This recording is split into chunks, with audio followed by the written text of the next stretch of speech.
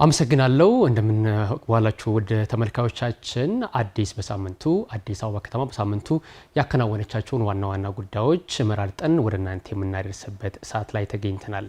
ከተማችን አዲስ አበባ በዚህ ሳምንት ካስተናገደቻቸው ዋና ጉዳዮች መካከል የዲቦራ ፋውንዴሽን እንግዲህ መጋቢትን ከዲቦራ ጋር በሚል መሪ ቃል አምስተኛውን የዳውን ሲንድሮም ቀን ነው እንግዲህ በአዲስ አበባ ከተማ የተስተናገደው። በዚህ መርሃ ግብር ላይ የሀገሪቱ ዋና የመንግስት ከፍተኛ አመራሮች ተገኝተዋል። የፌዴሪ ፕሬዝዳንት ታዬ አጽቀሥላሴ የተገኙበትን ማንሳት ይቻላል። ከዛ በተጨማሪ አዲስ አበባ ከተማ ከንቲባ ወይዘሮ አዳነች አቤቤ፣ የተለያዩ ሚኒስትሮች፣ የዲቦራ ፋውንዴሽን መስራች አባዱላ ገመዳና ሌሎች እንግዶች በተገኙበት ነው እንግዲህ የመርሃ ግብር የተከናወነው።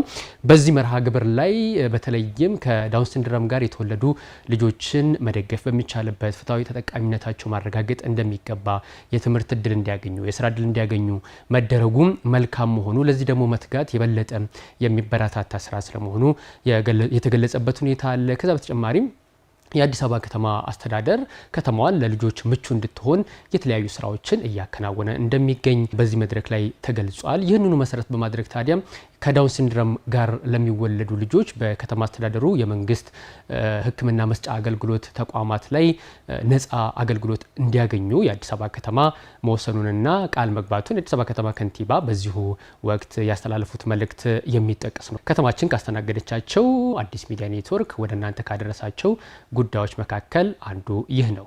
ሌላኛው በዚህ ሳምንት ወደ እናንተ ካደረስናቸው ጉዳዮች መካከል የሆነው ደግሞ ረመዳን ወር ነው። እንግዲህ ሁላችንም እንደምናውቀው የረመዳን ወርን ደግሞ የኢፍጣር መርሃ ግብሮችን በማከናወን በመተጋገዝ በመተባበር እያለፈ ይገኛል። በዚህ እንቅስቃሴ ውስጥ በተለይም የአዲስ አበባ ከተማ አስተዳደር የተለያዩ ስራዎችን ሲያከናውን ቆይቷል። ይህንኑ በዓል ምክንያት በማድረግ ለ100,000 ዜጎች በአንድ ቀን የማዕድ ማጋራት መርሃ ግብር ተከናውኗል። የአዲስ አበባ ከተማ ከንቲባ ወይዘሮ አዳነች አቤቤ እንደዚህ አይነት አብሮነትን የሚያጠናክሩ ጉዳዮችን ከተማ አስተዳደሩ የበለጠ እንዲጎለብቱ ከማድረግ አኳያ በርካታ ስራዎችን እያከናወነ እንዳለ የገለጹበትን ሁኔታ ይጠቀሳል። ከዚሁ ጎን ለጎን በተለይም የኢፍጣር መርሃ ግብር ሲከናወን እንደቆየና ቃለንና ወደ 68,000 ዜጎች በኢፍጣር መርሃ ግብር አማካኝነት የማዕድ ማጋራት መርሃ ግብር ተካፋይ መሆን ችለዋል። ከተማችን ካስተናገደቻቸው ጉዳዮች መካከል ሌላኛው ይህ ነው።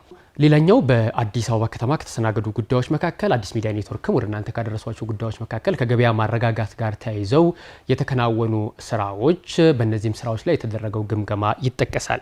የገበያ ማረጋጋት፣ የገቢ መሰብሰብ፣ ህገወጥ ንግድ ቁጥጥርና አዲስ አበባ ታምርት ግብረ ኃይል አፈጻጸም ነው እንግዲህ የተገመገመው። ከዛ ውጪ ደግሞ በቀጣይ እንግዲህ እንደሚታወቀው በእስልምና ሃይማኖት ተከታዮች ዘንድ የኢድ አልፈጥር በዓል ይከበራል። በክርስትና ሃይማኖት ተከታዮች ዘንድ ደግሞ የፋሲካ በዓል ይከበራልና እነዚህ በዓላት የገበያ መረጋጋት ተስተውሎባቸው እንዲያልፉ ከማድረግ አኳያ ያሉ ዝግጅቶችም ተገምግመዋል። በአጠቃላይ ግብረ ኃይሉ እስካሁን በሚሰራቸው ስራዎች አበረታች ውጤት መገኘቱም የተጠቀሰበት ሁኔታ አለ። በዚህ መድረክ ላይ ጥሩ ጅምሮችን ደግሞ አጠናክሮ መቀጠል እንደሚገባም ተመላክቷል። በሳምንቱ የተስተናገደና ወደ እናንተ የደረሰ ሌላኛው ጉዳይ ነው። በስተመጨረሻ ወደ እናንተ የምናደርሰው ደግሞ የኢንተርፕራይዞች ሽግግር ነው።